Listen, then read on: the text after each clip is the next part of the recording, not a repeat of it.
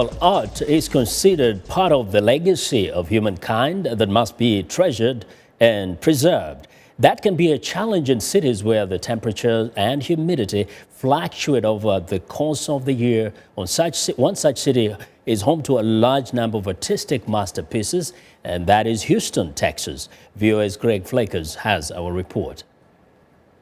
A great artist can dazzle us with images that are, when deconstructed, nothing more than brushstrokes applied over a taut piece of canvas. But when paintings age and start to crack, conservators like Melissa Gardner do some touching up. I don't think of it so much as I'm adding myself to the painting as I'm just restoring, putting back what the artist intended to be there. The director of conservation at the Museum of Fine Arts Houston, David Bomford, says restoration can sometimes involve removing discolored paint applied in past restorations. A present-day restorer will very carefully, within the confines of the damage, touch in those losses with modern paints that do not discolor. Modern technology can help identify a work of art when its authenticity is in question. Earlier this month, this painting, found in someone's attic in Europe, was presented in Amsterdam as a newly discovered work by Dutch painter Vincent van Gogh, called Sunset at Montmajour. It was authenticated by comparing it with this painting by Van Gogh, The Rocks, which is owned by the Museum of Fine Arts Houston.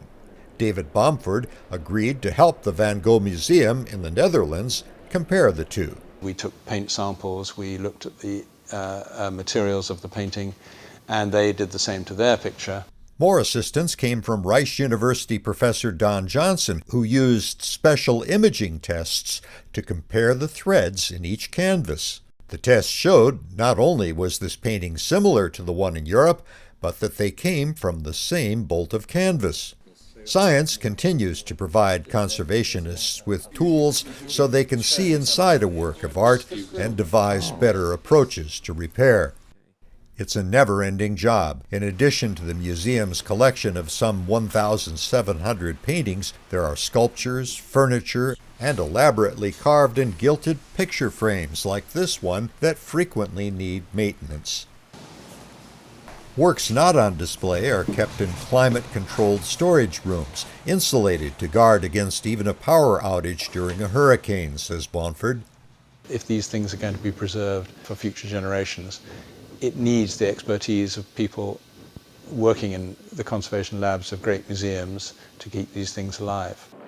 It's all for the benefit of art lovers everywhere. Greg Flakes, VOA News, Houston.